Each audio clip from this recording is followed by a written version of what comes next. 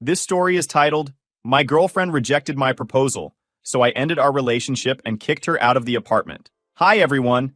Before we dive in, a quick favor. If you enjoy content like this, please hit the subscribe button. It's free, supports the channel, and makes sure you never miss out on amazing videos. Alright, let's get started. Hey everyone, I'm Ethan, 30 male, and I guess you could say I've been going through it lately. So here's the thing. A few weeks ago, I proposed to my girlfriend of 4 years, Brooke, 27 female, and it didn't go as planned. Actually, it went completely sideways. And honestly, I'm still trying to wrap my mind around what happened. Let me start with some background. Brooke and I met through mutual friends at this small barbecue. We hit it off right away. Same sense of humor, similar life goals, and she was just easy to talk to. Over the years, we built this life together. We talked about everything. Marriage, kids, our dream house. Brooke would get excited about wedding stuff, even when we weren't actively planning anything. She'd send me links to engagement rings she liked, or point out wedding venues when we drove by. It wasn't constant or over the top, but it was clear she wanted that life with me, or so I thought.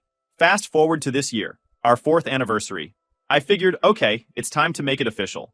I started planning the proposal months in advance because I wanted it to be special, not just for her, but for both of us. I'm not great at this romantic stuff, so I got help from my buddies, Kevin and James. They've been my best friends since college, and they were hyped about the whole thing. We planned everything to the last detail. I booked this resort Brooke had mentioned wanting to visit ages ago. It was a little pricey, but I figured it was worth it. Kevin and James helped me pick out the ring, a simple, classic style because Brooke's not into flashy stuff. And we set up this private dinner at the resort with candles, flowers, the whole 9 yards. Here's the part where it gets a little complicated. I didn't just plan a private moment. Brooke's friends, Chloe and Anna, were in on it too. They were supposed to show up after the proposal with drinks and be part of the celebration. My buddies were going to be there too. It wasn't a huge crowd, but enough to make it feel special. The day of the proposal, everything seemed perfect. Brooke was in a great mood. We spent the day relaxing, and I was nervous but excited. When it was time for dinner, I got dressed up and tried to keep my cool. Brooke looked amazing, and I couldn't stop thinking about how lucky I was.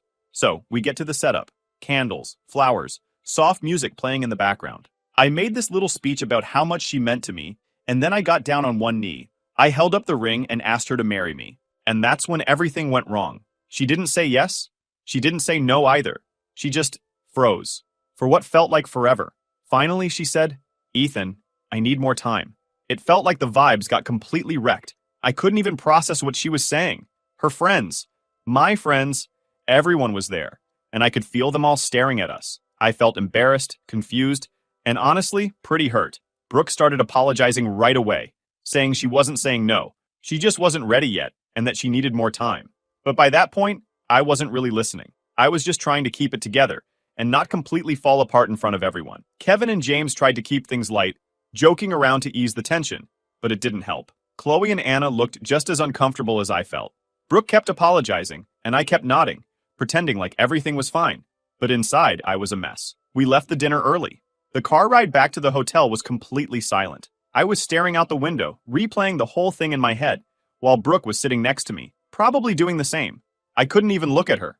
When we got back to the room, she tried to explain herself again. She said she needed more time to think, that it wasn't about me, and that she just wasn't in the right headspace for a big decision like marriage. But none of it made sense to me. We'd talked about this stuff for years. She knew I was serious about her, and she'd always acted like she was serious about me too. I asked her straight up, do you even want to marry me? She said yes, but she wasn't ready to say yes right now. And honestly, that answer felt like a slap in the face. You either want to marry someone or you don't, right? It shouldn't be that complicated. We barely spoke the rest of the trip. I felt embarrassed, not just for myself, but for involving all our friends. It was supposed to be this beautiful, life-changing moment, and instead, it felt like a total disaster. When we got back home, things didn't get any better. I couldn't stop thinking about what had happened. Was it me? Did I move too fast? Did I miss some kind of sign that she wasn't ready?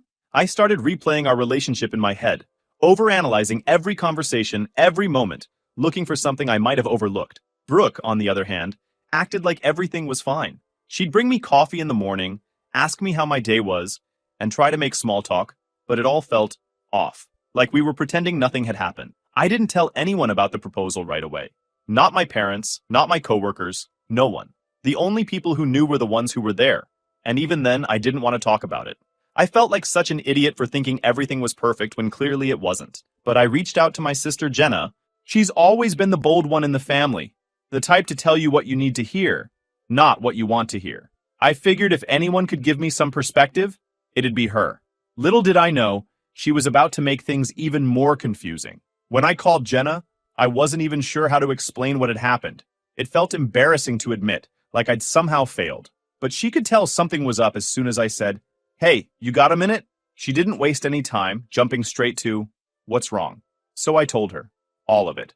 The proposal, Brooke's reaction, the silence in the car afterward, and how awkward things had been since we got back. By the time I finished, I was pacing around my apartment, my heart racing like it had all just happened again. There was this long pause on the other end of the line, and I was bracing myself for Jenna to tell me I was overreacting. Instead, she said, "Ethan, I don't want to freak you out, but what Brooke did? That's kind of a red flag." I stopped pacing. "What do you mean?" She sighed. "Look, when a woman hesitates on a proposal, it's usually not just nerves. There's something else going on. Either she's not sure about you, or there's someone else in the picture." My stomach dropped. Someone else? Are you serious right now? I couldn't believe it. Like, how come she could be thinking of someone else after staying together for 4 years, and I'm being committed and actually proposed to her? "I'm not saying she's definitely cheating or anything," Jenna said quickly. "But think about it. You've been together for 4 years, Ethan. 4 years. She knew this was coming. It's not like you blindsided her. And if she's not ready now, what's she waiting for?" Her words hit me harder than I wanted to admit. I didn't want to believe Brooke could be hiding something like that from me, but I couldn't ignore the way Jenna's explanation made sense. Brooke and I had always been solid, or at least I thought we were. But now I was questioning everything. "Maybe I rushed it," I said, trying to defend Brooke, or maybe myself. "Maybe she really just needs time to process." "Ethan, come on," Jenna said, her voice firm. "Do you really believe that? You've been dropping hints for months. You booked a whole trip just to propose. If she wasn't ready, she should have told you before you got down on one knee in front of all those people." Jenna honestly had a point. Brooke had always been straightforward with me about what she wanted. Or at least she used to be. Lately, though, things had felt different. I started telling Jenna about the little things that had been bothering me. How Brooke had been working late more often. How she'd started going out with her friends more. How her phone was always on silent. I hadn't thought much of it at the time because I trusted her. But now, with Jenna's words in my head, it all seemed suspicious. "Ethan, I hate to say this, but it sounds like classic girl code," Jenna said. "Girl code?" I asked, confused. "It's when a girl hesitates because she's keeping her options open," she explained. "She's not ready to commit to you because she's not sure you're the only one she wants." I didn't know what to say. The idea of Brooke keeping her options open had me going nuts.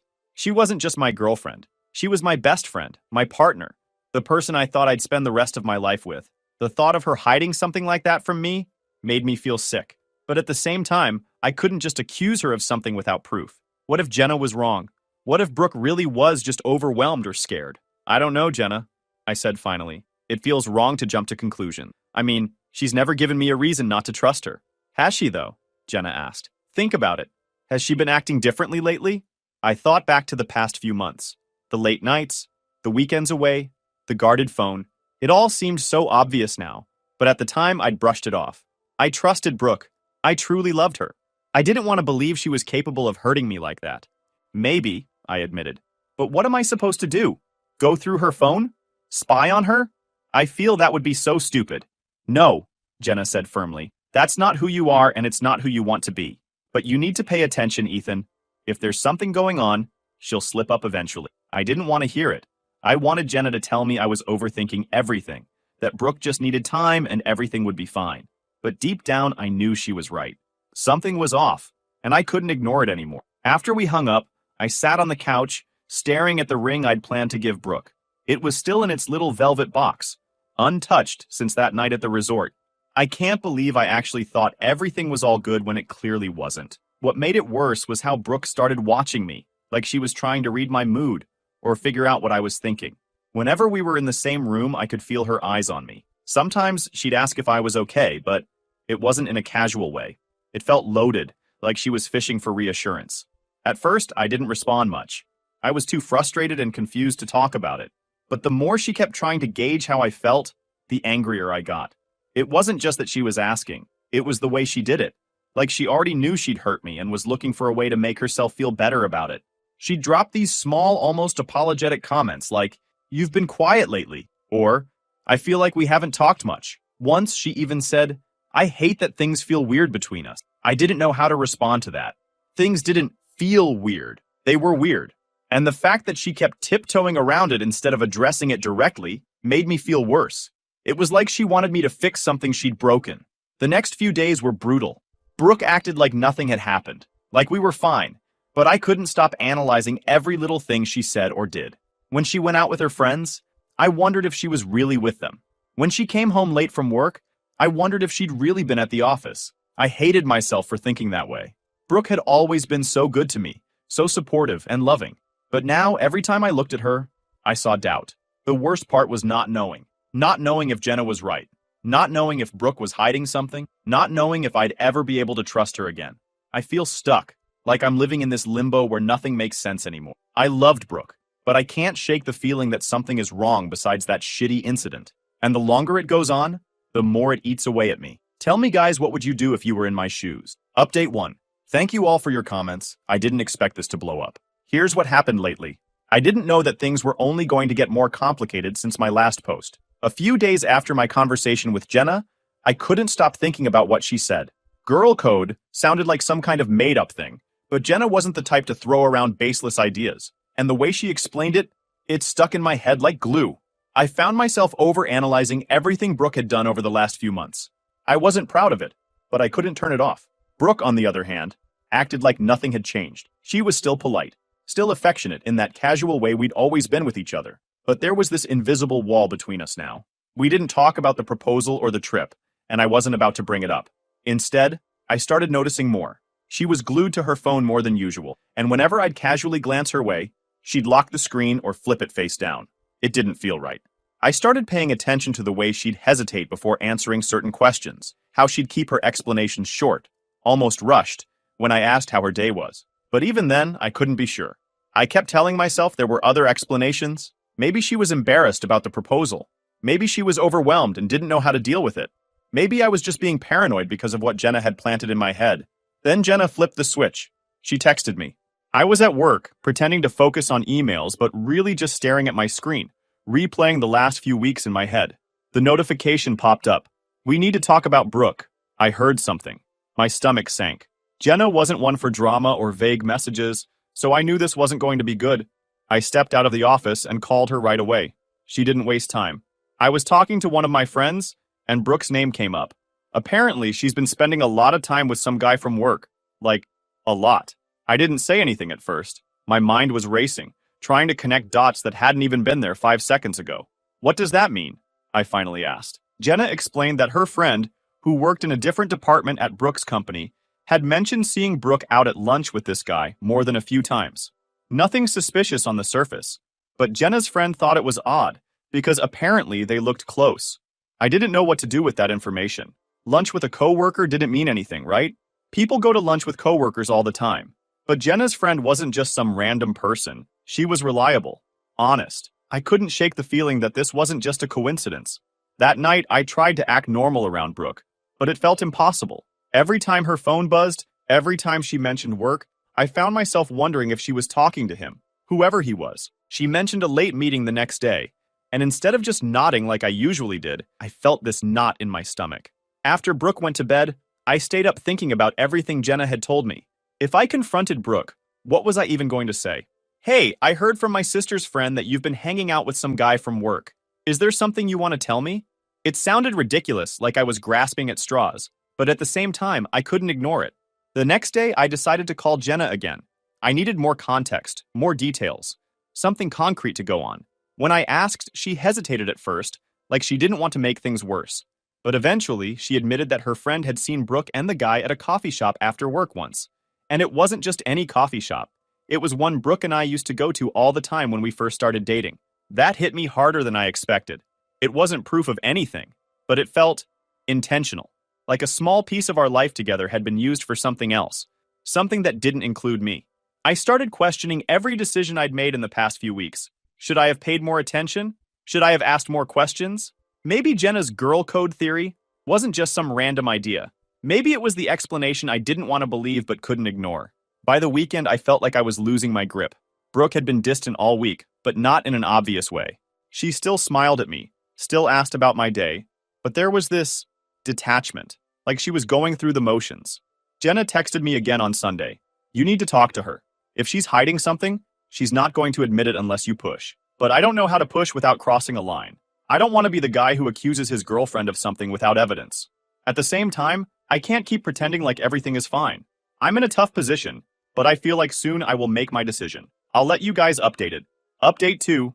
Hey guys, first off, thank you for all the support and advice on my last post. I've spent the past few days trying to process everything, your perspective, and I decided to confront Brooke like most of you suggested. But let me tell you what happened before that. After a few days since Jenna sent me that text, I'd had enough. The tension in the apartment was suffocating, and I wasn't going to keep it low. Brooke was going through her routines like we were fine, like her brushing off my proposal wasn't the giant red flag that it clearly was.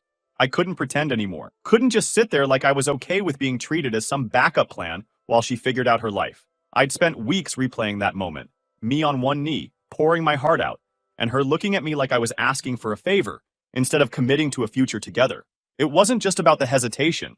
It was about what it meant. She was still unsure about me. Not even after 4 years. Not after everything we'd built. I mean, how many years does she need to make sure I'm the one? That's ridiculous. And now?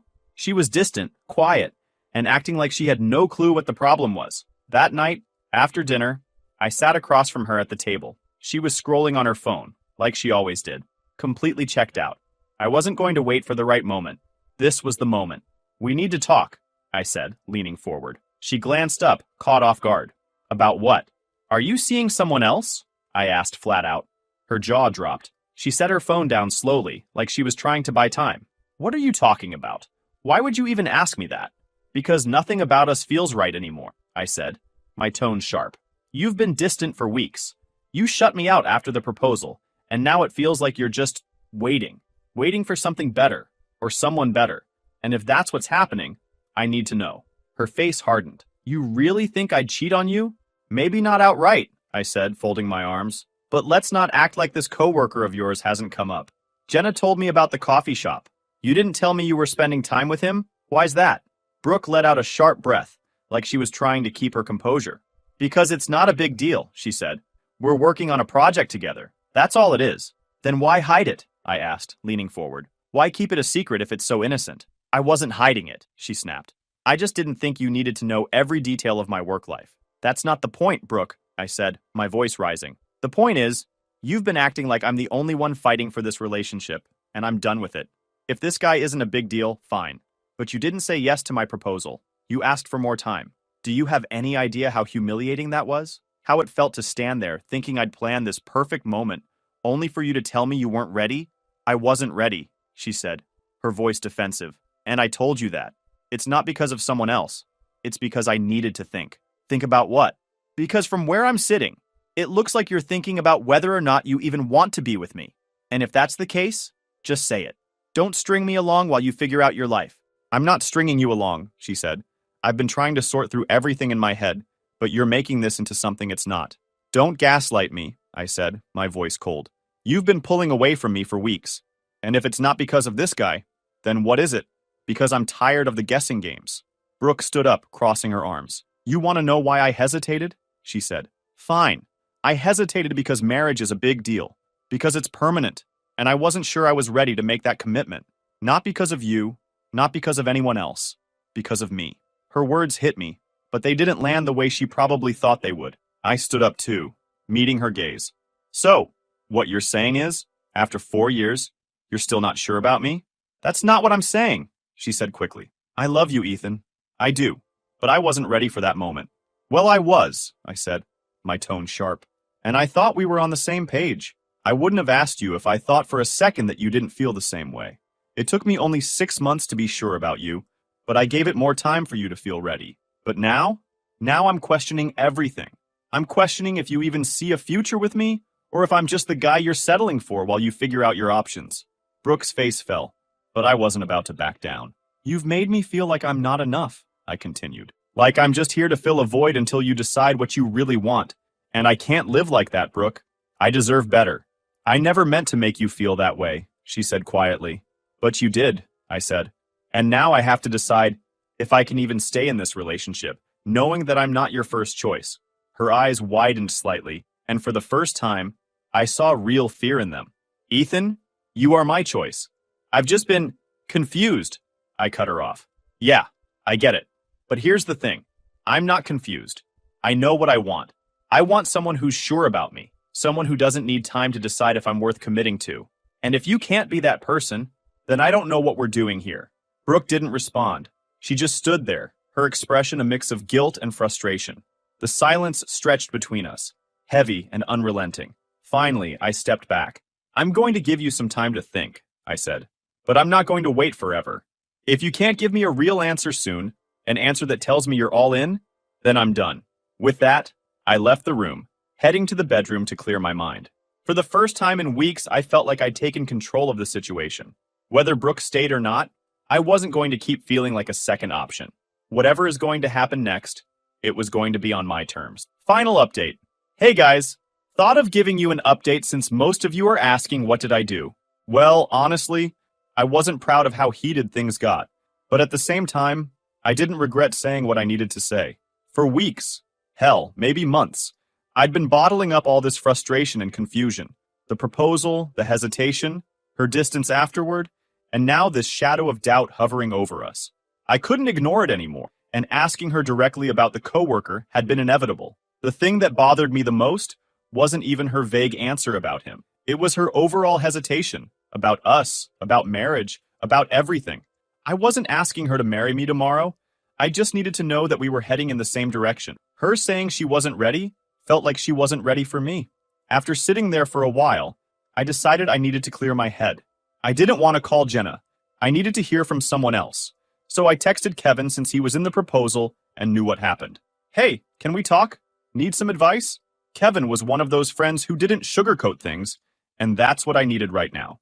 When he called me a few minutes later, I stepped out onto the balcony to avoid waking Brooke, even though I doubted she was sleeping after our fight. I filled him in on everything. Brooke's hesitation after the proposal, her recent distance, and the conversation we'd just had. Kevin let me vent without interrupting, which was exactly what I needed. When I finally finished, he sighed.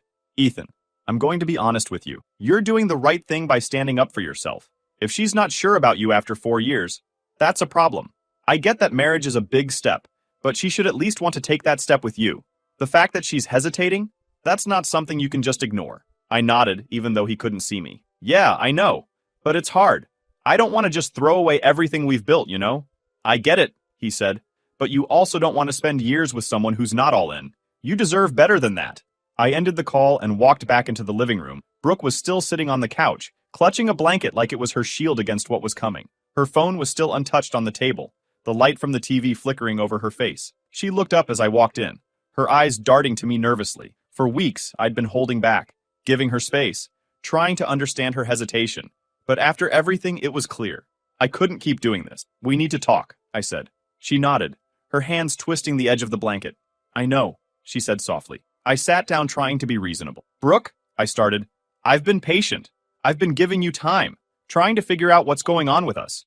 But I'm at my limit. You've been distant ever since the proposal. I've tried to understand. I've tried to give you the benefit of the doubt. But it feels like you're not even trying anymore. She didn't say anything, her eyes glued to the blanket in her lap. I need to know, I continued, my voice tightening. Are you in this or not?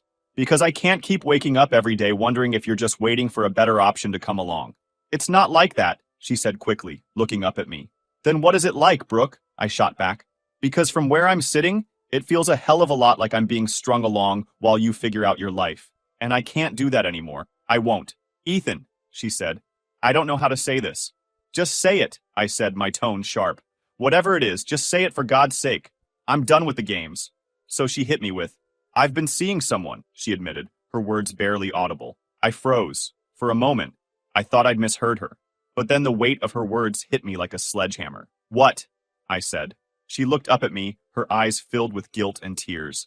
I didn't mean for it to happen, she said quickly. It happened. And I didn't know how to tell you. I didn't want to hurt you. At that point, I lost it. There was no way I'm taking this calmly. Didn't want to hurt me? I repeated, my voice rising. You didn't want to hurt me. So you decided to sneak around behind my back instead? And playing with me until I kneel down and propose only for you to say I'm not sure? Do you even hear yourself, Brooke? I'm not with him, she said desperately. I'm not sure about him either. That's the problem. I don't know what I want, Ethan. You don't know what you want? I said, standing up abruptly. After 4 years? After everything we've built together? You don't know what you want? Do you have any idea how pathetic that sounds? She flinched, but I didn't care. I was done holding back.